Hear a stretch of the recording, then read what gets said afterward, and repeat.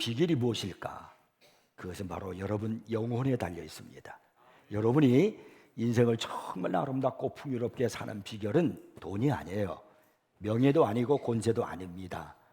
좋은 집에서 좋은 차를 타고 다닐 때 그때 아름답고 풍요롭게 행복하게 사는 게 아닙니다. 여러분이 영혼에 달려 있는 겁니다. 내 영혼이 아름답고 풍요로우면요, 인생도 아름답고 풍요로워질 수 있습니다. 근데 반면에 영혼이 메마르고 오염되잖아요. 그러면 자신의 삶 또한 그렇게 되는 것입니다. 죄를 짓기 전에 에덴 동산에서 아담과 하와의 모습이 어떠했습니까? 그들의 영혼은 아름다운 영혼이었습니다. 매일같이 하나님과 동행을 하고 하나님과 교제하고 하나님과 말씀을 나누는 그들의 영혼은 얼마나 아름답고 살찌는 영혼이었겠습니까? 그러다 보니까 에덴 동산에서의 삶은 풍성하고 그리고 행복할 수밖에 없는 겁니다. 근데 그들이 하나님의 말씀에 불순종하고 타락하게 되었을 때 그들의 영혼이 오염되었습니다. 죄의 잡초가 그들의 영혼 속에서 자라기 시작했습니다. 그로 인해서 그들에게 찾아온 것은 바로 뭐냐면 수고와 눈물과 고통과 그리고 엉겅퀴뿐이었습니다. 그러니까 사람의 행복은 영혼에 달려있다 하는 것을 알 수가 있습니다. 우리가 잘 아는 아주 대단히 중요한 성경 구절 하나가 있죠. 요한 3서 1장 2절 말씀입니다. 사랑하는 자여 내 영혼이 잘된 같이 내가 범사에 잘되고 강건하기를 내가 간구하노라. 많이 들었고 우리는 그렇구나 하고 그렇게 넘기지겠지만 오늘 이 시간에 이 말씀을 좀 더 주의 깊게 여러분들이 이 말씀에 묵상하고 깊이 한번 여러분이 붙들어 보시기를 바랍니다. 여기 보면은 사랑하는 자여라고 그러면서 내 영혼이 잘됨 같이 그랬어요. 내 영혼이 잘됨 같이. 여기 잘된다는 말은 영어로 말하면 뭐냐면 포스라고 하는 말이거든요. 이게 무슨 말이냐면 번영한다, 풍성한다, 아름답다 그런 뜻을 지니고 있습니다. 그러니까 내 영혼이 아름다워질 때, 풍성해질 때, 번영해질 때 그런 말이에요. 그렇게 되면은 내 일상의 모든 것들에게서도 역시 행복을 누리고 번영해진다는 겁니다. 여기 내 영혼이 잘됨 같이 그랬잖아요. 같이. 이 같이라는 뭐냐면 헬라어를 보니까 이 원어를 보니까 카도스라는 말로 기록이 되어 있어요. 이것은 동일하게 그런 말이에요. 내 영혼이 잘 되는 것 같은 그런 동일하게 육신도 그런 뜻이거든요. 그러니까 영과 육체는 서로 분리할 수가 없다는 거예요. 영은 따로 육체 따로가 아니에요. 이것은 이분법이에요. 이것은 이원론적이에요. 이것은 바로 이단입니다. 헬라주의적인 사상입니다. 우리 그리스도인들은 성경적인 원리는 뭐냐면 영혼과 육체는 하나입니다. 그러므로 영혼이 잘 되면 육체도 잘 된다 그런 의미를 지니고 있습니다. 그래서 영혼이 아름다우면 내 생애가 아름다워지고요, 영혼이 건강해지면 육체도 건강해지고 영혼이 풍성해지면 육체도 풍성해진다 그런 말이에요. 그래서 내 영혼이 잘됨 같이 그리고 범사에 잘되고 강건하기를 원하노라. 이 말씀의 의미가 여기는 굉장히 이렇게 중요하게 담겨져 있는 겁니다. 그래서 우리는 무엇보다도 여러분 내 영혼을 아름답게 가꾸는 일에 힘쓰셔야 됩니다. 정말 여러분들이 평안하고 행복하고 천국과 같은 그런 삶을 살려면은 다른 거 아니에요. 여러분의 영혼에 먼저 집중하셔야 됩니다. 미 공군 비행사였던 하워드 러틀리치라고 하는 사람이 있었어요. 이 사람이 이제 베트남 전쟁을 할 때 그때 이제 초기에 북베트남에서 저격을 받아가지고 이 비행기가 추락을 했습니다. 그래서 이제 포로로 잡혀가지고 종전 후에 풀려나기까지 엄청난 포로 생활로 고통을 당했습니다. 근데 그의 책 나의 적 앞에서라고 하는 거기에 보면은 그가 그 포로 생활 속에서 당했던 많은 어려움, 아픈 그런 것들을 적나라하게 거기에 기록을 해놨어요. 너무나 힘들죠, 포로 생활이. 그것도 이 베트남 사람들이 이 쉽게 말 옛날로 말하면 베트공이라고 그러잖아요. 그들이 얼마나 악랄합니까? 근데 그런 사람들이 이 포로들을, 미군 포로들을 그냥 둘 리가 없죠. 너무나 힘들게 견디기 힘든 그런 나라를 보내고 있었지만은 그러나 그 속에서 자신의 영혼의 아름다움을 보면서 그 고통을 이겨낼 수 있었다는 겁니다. 강제로 주어진 이 기나긴 자기 성찰의 기간에는 중요한 것과 하찮은 것, 또 가치 있는 것과 보잘것없는 것을 구분하기가 훨씬 쉬웠습니다. 예를 들면 과거에 그가 하는 말이에요. 나는 일요일이면 대개 일을 하거나 열심히 놀았고 교회 갈 시간이 없었다. 수년 동안 아내 필리스는 가족과 함께 교회에 가자고 권유했었다. 그녀가 바가지를 긁거나 나무란 적은 한 번도 없었다. 그저 내가 교회에 가기를 줄곧 바라고 있을 뿐이었다. 그러나 나는 너무나 바쁘고 다른 일에 몰두한 나머지 일주일에 한두 시간이라도 정말로 중요한 것에, 다시 말하면 내 영혼에 대해서 생각하는데 시간을 낼 수 없었다. 이제 이 포로 수용소에서 이제는 죽음의 장면과 소리, 냄새가 온통 주위를 가득 채우고 있다. 영의 양식에 대한 굶주림이 육신의 굶주림보다 더 심하게 느껴졌다. 놀라운 일이에요. 여러분, 포로 수용소에서 먹는 것, 입는 것 넉넉하지 않잖아요. 그런데 내 영혼의 양식에 대한 굶주림이 육신의 굶주림보다 더 심하게 느껴졌다. 이제 결코 죽지 않을 그 부분에 대해서 알고 싶어졌다. 이제 하나님과 그리스도와 교회에 대해서 얘기하고 싶어졌다. 그러나 이 하트브레이크 수용소에서 거기에는 목사도 주일학교 교사도 성경도 찬송가도 나를 기도하고 보살펴줄 믿음의 공동체도 없었다. 과거에 나는 내 삶의 영적인 차원을, 영적인 것에 대해서는 완전히 무시했다. 감옥에 갇혀서야, 그리고 숱한 고난을 당하고 나서야 하나님 없는 삶이 얼마나 공허한 삶인지를 뒤늦게 깨닫게 되었다. 그가 그 책에서 그렇게 얘기를 하고 있어요. 그리고 사람은 육체적인 것이 중요한 게 아니라는 거예요. 영혼이 중요하다는 겁니다. 이 로틀리지가 평생 동안 무시해왔던 영혼이 존재한다는 것을 그에게 보여준 것은 바로 이 하트브레이크 수용소에서 겪은 고통 때문이었다는 겁니다. 여러분, 영혼은 하늘에 계신 우리 아버지와 가장 친밀하게 만나는, 교통하는 지점입니다. 하나님과 친밀하게 만나는 그 지점이 어디냐면 나의 영혼이에요. 영은 그 속성이 영원성이 있죠. 영혼은 없어지지 않아요. 그 속성이 영원 속에 있습니다. 그렇지만은 하나님과의 사귐이 거의 단절되는 그런 무질서한 상태에 있을 수는 있다는 겁니다. 그러나 그 영혼은 혼돈 상태이고 어두워진 상태일 수밖에 없죠. 아름다움을 잃어버린 영혼은 더러운 영혼입니다. 마태복음 13장에서 예수님께서요, 천국에 대한 비유를 말씀하시면서 씨 뿌리는 이야기를 하셨습니다. 어떤 사람이 씨를 가지고 밭에다가 이제 씨를 뿌립니다. 근데 그때 주님이 말씀할 때 네 종류의 밭이 나와요. 첫째는 길가밭. 길가밭에다가 씨를 뿌렸더니 그건 길가니까 그냥 그것이 땅에 파묻혀지질 않아요. 그래서 새가 와서 그것을 쪼아 먹어버렸어요. 두 번째는 돌짝밭에 씨를 뿌렸습니다. 그때 조금 그것이 뿌리를 내리고 자라는 걸 나고 그러는 것 같았는데 그 밑에 돌이 많아가지고 결국은 그것도 성장하지 못했어요. 이번에 아주 중요하게 우리가 생각해야 될 것이 있어요. 그게 바로 뭐냐면 가시덤불이요. 이 가시덤불에 이 씨앗이 떨어졌어요. 그래서 이제 어느 정도 뿌리를 내리고 성장하려고 그러는데 이 가시의 기운이 이 싹이 나서 성장하는 것을 막았다 그랬습니다. 근데 이 가시가 뭐냐? 염려와 이생의 재리, 근심, 바로 세상적인 것들이라는 거예요. 세속적인 것들, 그것이 가시라는 거예요. 가시덤불. 그래서 결국 그것도 실패했죠. 그 다음에 네 번째, 좋은 아름다운 옥토에다가 씨앗을 뿌렸는데 거기서 100배, 60배, 30배의 결실을 맺었다. 이렇게 예수님이 말씀하셨습니다. 씨를 뿌리는 사람이나 씨앗은 동일해요. 다른 것이 뭐냐면 밭이 달라요. 그런데 어느 날 여기서 우리가 기억해야 될 것이 바로 뭐냐면 가시밭이에요. 씨앗을 뿌려서 뿌리를 내려서 어느 정도 자라려고 그러는데 그러면 가시덤불이 굉장히 많아요. 그러니까 자랄 수가 없어요.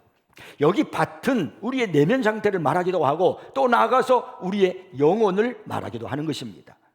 우리의 내 영혼에, 내 내면 상태에 온갖 세상적인 것들로 가득 차 있어요. 깨끗하지 못해요. 오염되어 있어요. 그런 곳에 아무리 하나님의 말씀의 씨앗이 떨어져 봤자 자라질 못한다는 거예요. 그런데 아름다운 그 밭에는 100배, 30배, 60배의 결실을 맺는다. 이것이 바로 우리 예수님께서 가르쳐 주신 말씀 아닙니까? 그러니까 중요한 것이 바로 뭐냐면 풍성하고 아름다운 영혼을 가질 때 내 생애가 100배, 60배, 30배의 풍성한 인생이 될 수 있다는 것을 말씀하고 있는 겁니다. 여러분 꼭 기억하셔야 됩니다. 영혼이 아름다우면 다른 모든 것도 다 아름다워질 수 있어요. 우리가 말라기서 3장 12절에 보면 하나님께서 하나님의 백성들이 하나님과의 관계로 아름다워지면 어떤 일이 일어나는가를 말씀하셨습니다. 하나님과의 관계가 영원히 아름다워지면 너희 땅이 아름다워지므로, 그래서 모든 이방인들이 너희를 복되다 하리라. 그러니까 땅이 아름다워질 때 어떻게 아름다워지냐면 우리의 영혼이 아름다워지니까, 그래서 땅이 아름다워져요. 그래서 사람들이 우리를 복되다라고 그렇게 칭찬하게 된다는 그런 이야기입니다. 그래서 우리는요, 무엇보다도 자신의 영혼을 돌아보고 아름답게 가꿀 줄 알아야 됩니다. 본문은 예수님께서 사마리 수가성에 살고 있는 한 여인을 찾아가서 더럽고 오염된 그 여인의 영혼을 아름답게 가꾸어 주신 그런 말씀입니다. 예수님을 만나기 전에 이 여인의 영혼은요, 그야말로 피폐했습니다. 남편을 5명씩이나 두고서도 만족하지 못했으니까요. 그러니까 그의 영혼은 엉망이었습니다. 영혼이 건강하지 못하니까 그의 삶 또한 건강하지 못할 수밖에 없겠죠. 물을 기르러 오는 것도 그녀에게는 무거운 짐이었습니다. 마을 사람들로부터 막 손가락질을 받는 거예요. 부정한 여자다, 남편이 5씩이나 두었다, 막 수군거리는 거예요. 이런 소리를 듣는 것이 참을 수가 없었습니다. 그래서 그는 사람들이 물을 기르러 다니지 아니하는 뜨거운 정오 대낮에 물동이를 들고 물을 길러 가야만 하는 그런 여인이었습니다. 그러니까 삶이 얼마나 고달프고 힘들고 괴로웠겠는가 하는 것을 알 수가 있지 않겠습니까? 그러한 그녀의 눈이 열렸어요. 그래서 예수님을 보고 하는 말이 뭐라고 하냐면, 영혼이 살아나기 시작하니까 주님을 향해서 주여 그랬어요. 주여 그러면서 하는 말이, 내가 보니 선지자소로이다, 그렇게 말하고 있습니다. 그가 처음에 예수님을 향해서 이렇게 말했어요. 주님과 대화를 하는데, 당신은 유대인의 남자로서 사마리아인 여자에게 어찌 나에게 물을 달라고 합니까? 처음에는 그의 영혼이 메마른 상태 속에서는 육신의적인 것밖에 보이질 않거든요. 그러면서 예수님과 대화를 나누면서 그의 영혼이 아름다워지고 그의 영혼이 살아나기 시작하니까 주여 그러면서 하는 말이, 내가 보니 당신은 선지자이십니다, 이렇게 말하는 겁니다. 그리고 사람을 피해 다니던 그가 이제는요, 전도자가 돼가지고 그 마을 사람들에게 뛰어들어가서 예수의 복음을 전하기 시작했습니다. 오늘 본문 이 요한복음 4장 39절에 보면 이렇게 성경은 증언하고 있습니다. 내가 행한 모든 것을 그가 내게 말하였다 증언하므로 그 동네 중에 많은 사마리아인이 예수를 믿는지라. 이제 그녀의 삶이 달라졌습니다. 더 이상 고통과 수고의 삶이 아니란 말입니다. 아름다운 인생으로 바뀌었어요. 슬픔에서 기쁨의 인생이 되었습니다. 여러분, 그렇게 살고 싶지 않습니까? 근데 무엇이 그렇게 만들었습니까? 거듭말하지만 돈이 아니에요. 그녀가 갑자기 돈이 많이 생겼습니까? 뭐 복권이 당첨됐습니까? 아니에요. 무슨 권세를 가졌습니까? 아니란 말입니다. 학업이 좋아진 것, 학위를 받은 것 아니란 말입니다. 그녀가 아름다운 인생으로 바뀌고 슬픔에서 기쁨의 인생으로 달라진 것은 그녀의 영혼이 달라지니까 삶이 달라지더라는 겁니다. 그러니까 오늘 우리에게 중요한 것은요, 영혼이에요. 하나님은 우리의 영혼을 얼마나 중요하게 여기는지 모릅니다. 성경을 수없이 찾아보십시오. 시편 같은 데 보면 우리의 영혼에 대한 찬양이 얼마나 많이 나오는지 모릅니다. 그래서 영혼이 잘된 같이 범사가 잘되고 강건하기를 원하노라고 이렇게 말씀하고 있는 겁니다. 자, 그러면 우리는 어떻게 아름다운 영혼으로 가꾸어 나갈 수가 있을까요? 첫째는요, 침묵과 고독의 시간을 가지시는 겁니다.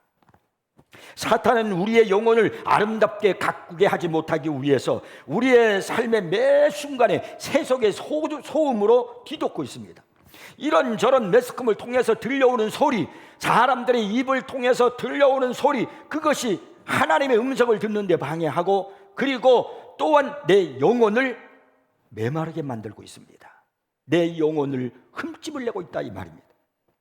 먼저 우리는요, 본문에 이 여인 사마리아의 수가성에 있는 이 영혼의 영혼을 한번 여러분이 살펴보시면서 그 여인의 영혼의 거울로 삼아서 지금 나의 영혼의 모습은 어떠한가를 보시기를 바랍니다. 그러면 오늘 본문에 나와 있는 이 수가성의 여인의 영혼은 어떤 모습이었을까? 7절에 보니까 이렇게 말씀해요. 사마리아 여자 한 사람이 물을 기르러 왔음에. 이 말씀을 그냥 단순하게 그냥 읽지 마십시오. 이 말씀은 우리에게 대단한 도전을 던지고 있는 말씀입니다. 이 여인이 홀로 물을 길러 왔다는 거예요. 아무도 없는데. 보통요, 사람들은요, 여인들은 물을 길러 우물가로 모이면 혼자 가는 법이 없습니다. 다 이렇게 짝을 지어서 어울려서 가는 법입니다. 그리고 우물가에 모이면 여인들은 거기서 이런저런 이야기의 꽃을 피웁니다. 그런데 이 여인은 혼자서 물을 길러 왔단 말입니다. 이것이 지금 이 여인의 영혼의 상태예요. 그리고 5절을 보면 이 여인이 살고 있는 것이 수가성이라고 그랬고요. 그리고 이 여인이 물을 길러 갔던 그 우물이 6절에 보니까 야곱의 우물이라고 그렇게 기록하고 있어요. 여기 수가성에서 야곱의 우물까지는 학자들이 말하기를 약 1km 정도 된다고 합니다.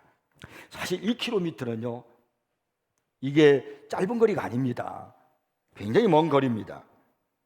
그것을 물을 길러 와서 물을 가지고 짊어지고 집에 가야 하는 그 수고로움은 얼마나 힘이 들겠습니까? 그리고 이 물을 길러 왔던 그 시간을 6절에 보니까 6시쯤 이렇게 되어 있거든요. 6시라고 하는 것은 유대 시간을 말하는 거예요. 지금 현재 우리의 시간으로 계산해서 바꾸면은 이것은 정오 난 12시입니다. 사도행전 3장에 보면은 제9시 기도 시간에 베드로와 요한이 성전에 기도하러 올라갈세 이렇게 말씀하고 있어요. 그러니까 베드로와 요한이 제9시 기도 시간에 성전으로 올라갔다는 것은 그 역시 유대 시간이에요. 그럼 제9시는 9시가 아니에요. 이건 오후 3시예요. 그러면 오후 3시하고 6시하고 차이가 뭐니 3시간 차이잖아요. 그러니까 오후 3시가 9시가 바로 오후 3시라면은 6시라고 하면은 12시라는 것을 우리가 알 수가 있습니다. 그 시간에는 너무나도 뜨겁습니다. 이 중동 지방은 그때가 되면 너무나 뜨거운 열기로 사람들이 다니질 않습니다. 너무 더워서. 그런데 그 시간에 사람들이 다니지 않는 시간에 이 여인이 물동이를 들고서 1km나 되는 저 먼 거리를 물을 길러 혼자 가야 하는 그 여인의 상태를 여러분 우리가 한번 볼 필요가 있다는 거예요. 이것이 이 여인의 영혼이에요. 얼마나 고독했을까요? 얼마나 외로웠을까요? 얼마나 힘들었을까요? 근데 그뿐만이 아닙니다. 이 여인의 영혼은 몹시 메말라 있었습니다. 예수님께서 이 여인과 대화를 하면서 이 물을 마시는 자마다 다시 목마르리니와 내가 주는 물을 마시는 자는 영원히 목마르지 아니하리니 내가 주는 물은 그 속에서 영성하도록 솟아나는 샘물이 되리라 이렇게 말씀하셨어요. 그랬더니 이 여인이 하는 말이 주여 그런 물을 내게 주사 목마르지도 않고 또 여기 물 길이로 오지도 않게 하옵소서라고 대답했습니다. 우리는 여기서 이 여인이 목이 말랐다는 건 단지 그가 목마른 것을만 의미하는 것이 아니에요. 그의 영혼의 목마름을 호소하고 있다는 것도 알 수 있습니다. 수가성의 이 여인은요 고독했지요, 외로웠죠, 목말랐지요. 그 견딜 수 없는 매일매일의 삶을 살고 있는 겁니다. 그러니까 이 영혼은 그 여인의 영혼은요 그야말로 메마른 바싹 마른 길가도 같았습니다. 가시덤불로 가득 찬 그런 땅과 같이 오염투성이의 그런 영혼을 가지고 있는 것이 이 여인이었습니다. 그런데 그런 여인을 향해서 예수님이 그 여인을 만나러 오시는 겁니다. 이 여인이 예수님을 찾으러 간 것이 아니라 예수님께서 이 영혼이 메마르고 영혼이 오염되어 있고 영혼이 세상의 죄로 가득 차 있는 그 여인을 만나서 아름다운 영혼을 만들어 주시기 위해서 그의 영혼이 살아야 이 여인이 살겠기에 예수님이 그 여인을 찾으러 오십니다. 만나러 오시는 거예요. 여기 3절 4절을 보시면은 유대를 떠나서 다시 갈릴리로 가실새 사마리아를 통과하여야 하겠는지라 이렇게 말씀하고 있거든요. 예수님께서 남쪽 요단에서부터 저 북쪽 갈릴리로 가시기 위한 길은 두 갈래의 길이 있습니다. 한 길은 요단 동편으로 돌아서 가는 거예요. 이것은 베레아를 통해 가지고 갈릴리 저 건너서 골짜기 북쪽으로 가는 거예요. 요단강을 중심으로 해서 돌아서 동쪽으로 뺑 돌아서 가는 거예요. 한 길이 있어요. 또 하나의 길은 요단 서편으로 해서 직선으로 가는 길이 있어요. 이것이 보통 가는 길인데 이것이 편한 길이에요. 가까운 길이에요. 근데 거기에 사마리아를 통과해야 되는 거예요. 근데 정통 유대인들은 이 길로 가지 않습니다. 왜냐하면 사마리아 사람을 부정한 사람이라고 여기기 때문에 그들과 상종하지도 않아요. 그래서 힘들고 어렵지만은 요단강 동편으로서 뺑 돌아서 그래서 북쪽 갈릴리로 가는 것이 통상적인 유대인들의 가는 길이었습니다. 그런데 예수님께서 뭐라고 말씀하셨느냐면 사마리아를 통과하여야 하겠는지라. 갈릴리로 가기 위해서 이렇게 돌아가는 것이 아니라 정통 유대인이었던 예수님은 사마리아로 통과해서 가시겠다는 겁니다. 왜 예수님께서 그렇게 말씀하시는 걸까요? 여기는 분명히 예수님께서 어떤 말씀을 하시고자 하는 뜻이 함축되어 있다는 것을 우리는 짐작할 수 있습니다. 그것은 예수님께서 의도적으로 그 길을 지나가시고자 원하는 거예요. 바로 거기에 살고 있는 수가성 여인, 메말라 있는 여인, 목말라서 허덕이고 있는 여인, 영혼이 오염돼서 엉망이 되어 있는 그 여인을 만나기 위해서 바로 의도적으로 사마리아로 통행하셔야 되겠다고 말씀하시는 겁니다.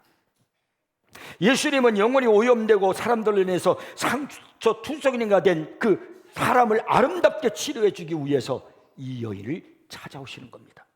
일부러 찾아오십니다. 우리 예수님은 그 여인에게만 찾아가시는 게 아니에요. 오늘 여러분에게도 저에게도 그분은 찾아오시는 분이십니다. 성경 빌립비서 2장에 보시면요, 우리 예수님은 하나님과 동등되신 분이라고 그랬어요. 그분이 하나님과 같으신 그분이 종의 형체를 가지고 인간의 몸을 입으시고 이 땅에 오셨다 그랬습니다. 왜요? 하나님이신 그분이요. 무엇 때문에요? 나를 살리시기 위해서요. 죄에 오염된 나를 치료하시고 구원하시기 위해서, 그래서 그분이 십자가에 죽으시기 위해서 이 땅에 오셨더라고 그렇게 성경은 기록하고 있습니다. 그게 내가 믿는 예수님이십니다. 그 예수님이 오늘도 말씀을 듣는 여러분에게 찾아오고 계십니다. 사실 이때까지 여기에 지금 예수님의 모습은요, 지치고 피곤하고 계셨습니다. 말씀을 전하느라고 예수님은 3년 동안밖에 사역을 하지 않으셨습니다. 이 짧은 기간 동안에 사역을 하느라고 얼마나 분주하고 바쁘시고 피곤하셨는지 몰라요.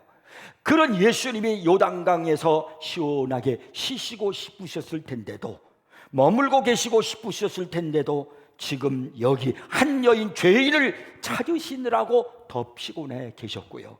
그리고요, 생명수를 줄 자를 찾기 위해서 예수님은 더 목말라 하고 계신 겁니다. 이것은 우리에게 엄청난 의미를 던져주고 있는 이야기입니다. 지금 한 여인, 피곤해 있는 영혼이 메말라서 죽어있는 그 영혼을 찾기 위해서 우리 주님은 더 피곤해 계시고요, 그리고 영혼이 메말라서 어쩔 바를 모르고 있는 그 여인에게 영혼의 생수를 주기 위해서 주님이 대신 목말라 하고 계시다는 거예요. 1950년부터 53년까지 중국 티베트 국경 부근에서 선교사로 있었던 조프레이 벌이라고 하는 분이 계시는데, 이분이 옥에 갇혔다가 이제 풀려나게 되었습니다.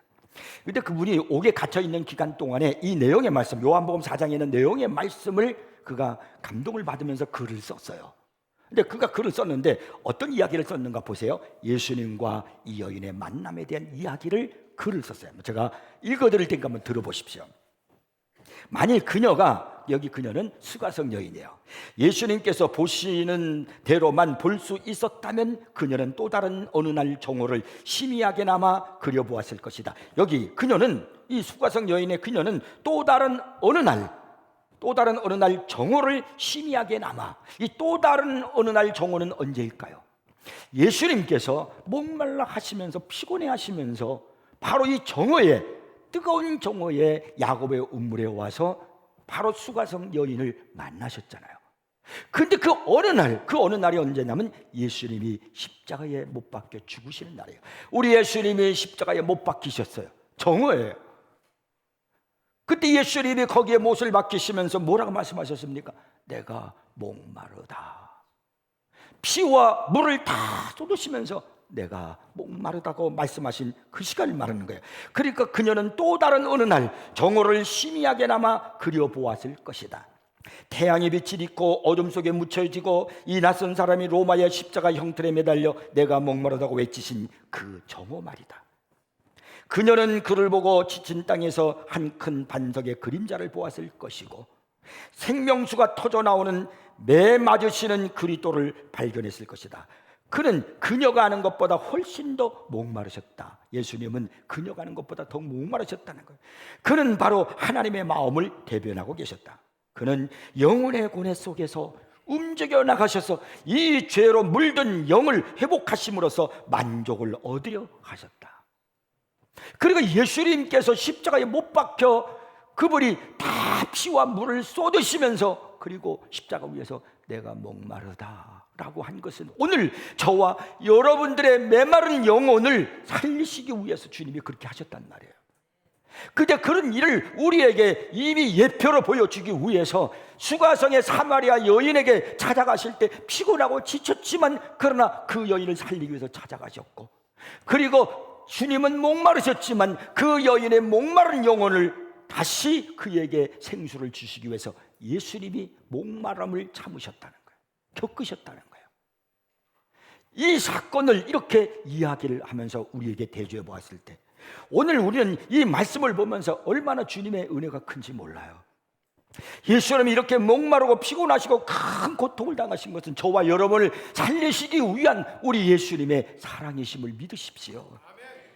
여러분의 메마른 영혼에 생수를 주시기 위해서, 아름다운 영혼에 꽃을 피우기 위해서 우리 예수님이 그 고난의 길을 걸어가셨단 말입니다.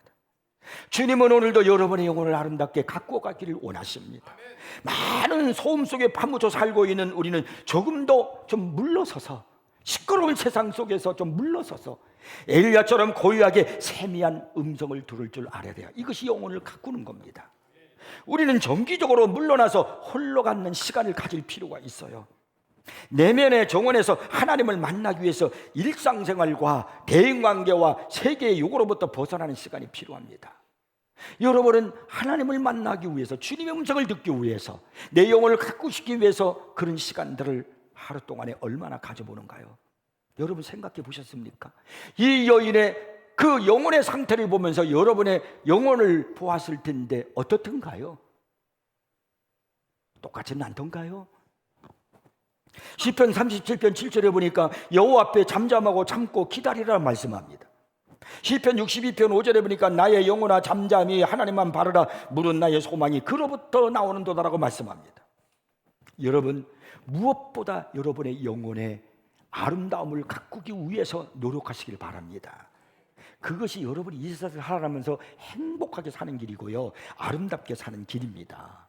때로는 고독과 외로움과 침묵의 시간 속에서 하나님을 묵상해 보십시오. 다른 모든 것을 차단하고요, 조용히 한 10분만이라도 성경을 생각하면서 주님을 한번 생각해 보세요. 그리고 나의 영혼을 한번 여러분 보십시오. 어떻게 되어 있는가를. 그러면서 내 영혼을 아름답게 가꾸기 위해서 힘쓰고 노력하는 우리 세인교회 성도 여러분들이 되기를 바랍니다. 이것이 신앙생활을 잘하는 겁니다. 그 다음에 두 번째는요, 찬양하는 삶을 사는 겁니다. 찬양은 여러분의 영혼을 윤택하게 만든 걸음입니다. 힘입니다. 저는 찬양을 통해서 하나님께서 내 영혼을 만지시는 것을 많이 체험했습니다. 때때로 제가 힘들고 지칠 때마다 찬양을 불러서 그때 그 찬양을 통해서 제가 힘을 얻어요. 용기를 얻을 때가 있습니다. 그 중에서 제가 참 좋아하는 찬양이 있습니다. 가사만 불러드릴게요. 하나님의 사랑을 사모하는 자, 하나님의 평안을 바라보는 자, 너의 모든 것 창조하신 우리 주님이 너를 얼마나 사랑하시는지, 하나님께 찬양과 경배하는 자, 하나님의 선하심을 닮아가는 자, 너의 모든 것 창조하신 우리 주님이 너를 자녀 삼으셨네. 하나님 사랑의 눈으로 너를 어느 때나 바라보시고 하나님 인자한 귀로서 언제나 너에게 기울이시니. 그 다음 가사가 가장 저에게 와닿아요. 어두움에 밝은 빛을 비춰주시고. 지금 내 삶이 어둡습니다. 내 영혼이 어둡습니다. 너무 힘듭니다. 캄캄해요. 어떻게 앞으로 해나갈지 몰라요. 막막해요.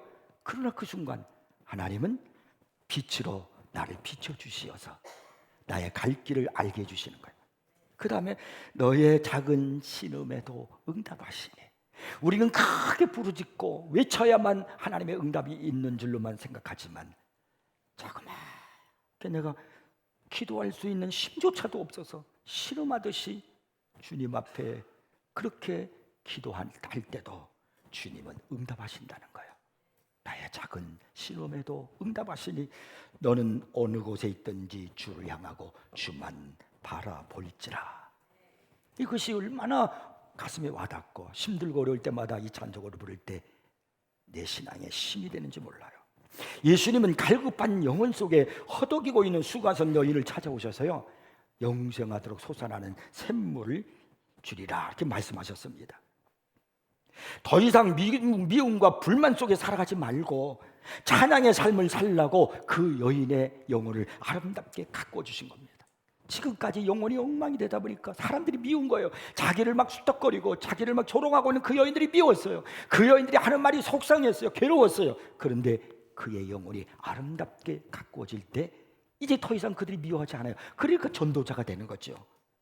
구약 성경은요, 하나님은 사람의 영혼 속에 존재하는 하나님에 대한 갈증을 만족시킬 수 있는 생수를 공급하실 수 있는 유일한 분으로 표현하고 있습니다.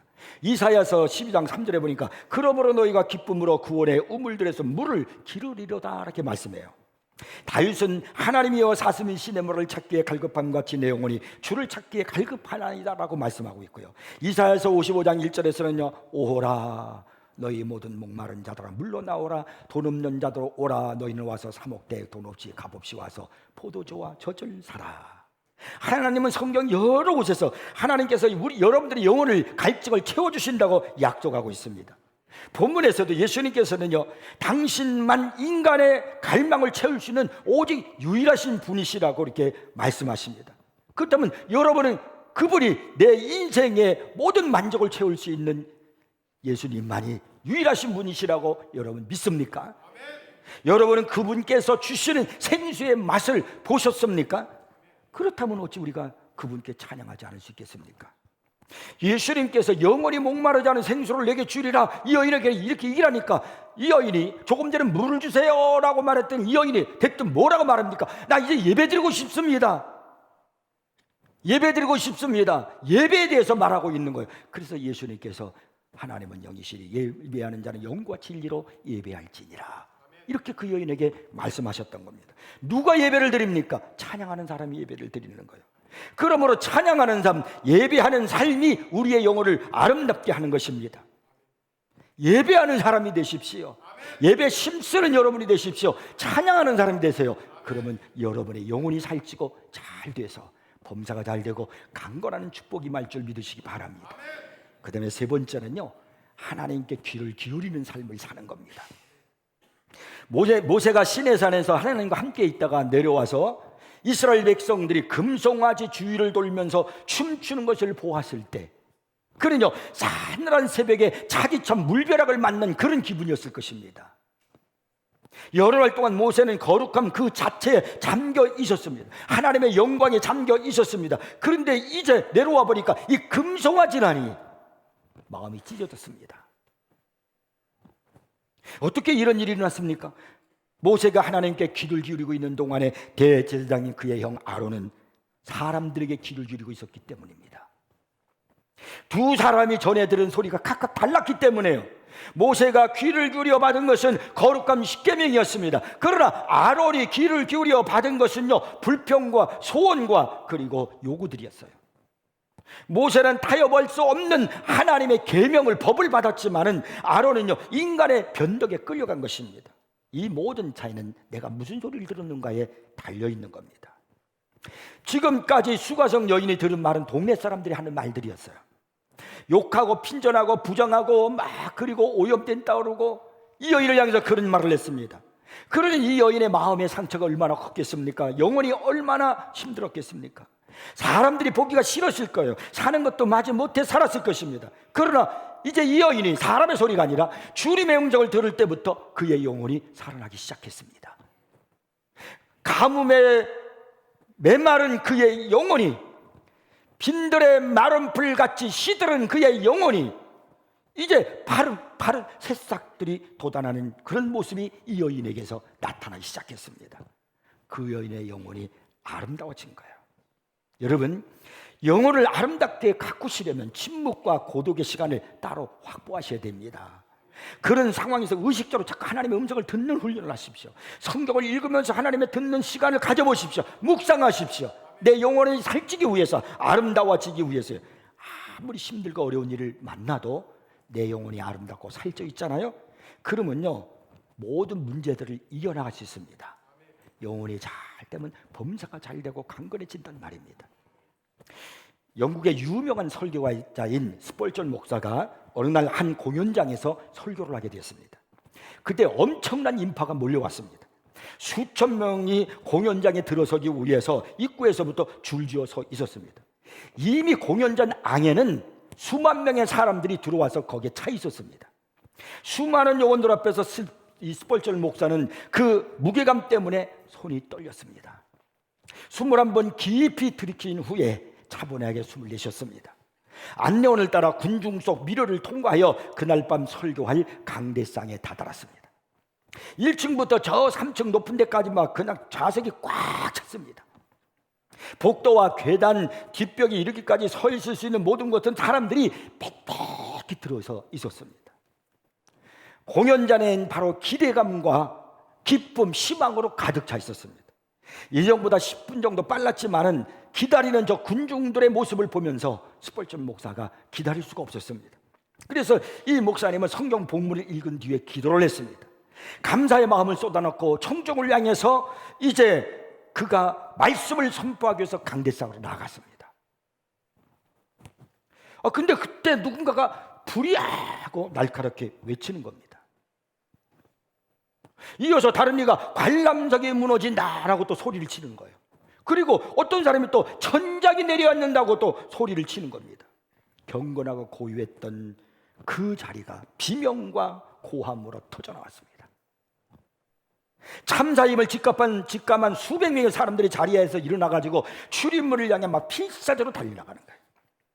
댐에서 방류되는 물처럼 말이에요. 군중들이 막 격렬하고 난폭하게 막 휩쓸려서 막 뛰어가는 거예요. 계단 난간 하나가 사람들의 무게를 이기지 못하고 그만 뚝 끊어져 버리고 말았습니다. 출입구는 숙녀모와 신사복독으로 막 뒤에 엉켜져서 아수라장이 됐습니다.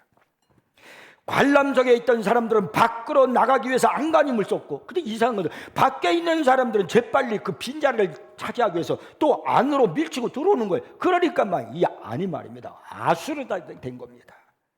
군중들은요 폭독처럼요 광포하고 날뛰기 시작했습니다. 이게 지금 무슨 일이 벌어지고 있는 거지? 정신없이 공연장을 둘러보는 스펄전의 귀에 심장이 고동치는 소리가 들려왔습니다. 영혼의 소리가 들려왔어요. 연기도 건물이 무너지는 징후도 없었습니다. 그때 이 스펄전 목사가 손을 들고 두 팔을 벌리고 우렁차게 외쳤습니다. 거짓 경보입니다. 좀도둑과 소매치기가 예배를 방해하기 위해서 술책을 부린 것입니다. 여러분 침착하십시오. 그랬더니 저기 관중석상에서 어떤 남자가 목사님 설교하세요 라고 들리는 거예요. 또 다른 곳에서 어떤 군중들이 막 호소합니다. 그래요 목사님 계속 설교하세요. 그런데 사실 스펄전 목사님이 이 상황 속에서 설교를 할 수 있는 그런 상황이 아니에요. 무게감이 너무나 크게 느껴졌습니다. 이런 혼란 중에서 내가 어떻게 설교를 해야 될까? 그가 묵상을 하고 성령의 인도함을 쫓아 영혼의 감동을 쫓아 그가 이렇게 설교를 했습니다. 그간 설교 내용을 여러분에게 한번 들려드리겠습니다. 이렇게 말했어요. 형제자매 여러분, 끔찍한 날이 다가옵니다. 그날은 오늘 경험한 공포와 불안감은 비교도 되지 않을 환난을 겪을 것입니다. 조금 전 많은 사람이 이곳에 머무르기를 두려워했습니다. 머물렀다가 죽으면 지옥에 갈 거라고 생각했기 때문입니다. 하지만 여러분, 하나님의 자비로운 손이 여전히 여러분을 구원할 수 있음을 알고 있지 않습니까? 여러분의 영혼은 병들어 있습니다. 그러나 예수님은 아름답게 치유하실 수 있습니다. 여러분들이 그분을 신뢰하기만 하면 그분께서 여러분을 아름다운 영혼으로 치유하실 것입니다. 그날 설교는 이 설교였어요. 여러분의 영혼이 중요하다는 거예요. 여러분의 영혼이 치유받기를 원한다는 거예요. 이 설교를 했습니다. 이것은 오늘 우리들에게 무엇을 알려주고 있는 것일까요? 오늘도 우리에게 똑같아요. 세상이 혼란하고 떠들고 시끄럽고 이런 세상 속에서 우리가 해야 할 가장 중요한 것은, 오늘 제가 여러분에게 외치고 싶은 한마디는 여러분의 영혼을 아름답게 가꾸라는 겁니다. 그것이 무엇보다 중요하다는 것입니다. 이것을 깨닫는 사람은 인생을 행복하고 그리고 신앙생활을 강하고 담대하게 살아갈 수 있습니다. 영혼을 아름답게 가꾸는 사람은요, 찬송가 438장과 같은 인생을 살아갈 수 있어요. 찬송가 438장이 어떤 노래인 줄 아세요? 내 영혼이 은총 입어 중한 죄짐 벗고 보니 슬픈 많은 이 세상도 천국으로 하도다. 내 영혼이 아름다워지고 보니까 슬픔 많은 이 세상도 천국으로 화하도다는 거예요. 할렐루야 찬양하세. 내 모든 죄 사함 받고 주 예수와 동행하니 그 어디나 하늘나라. 그 어디나 하늘나라예요. 어떤 삶이 펼치더라도 하늘나라예요. 그런 사람은 얼마나 행복하고 기쁘고 편안할까요? 여러분의 삶이 이렇게 되기를 주의 이름으로 축복합니다. 기도하겠습니다.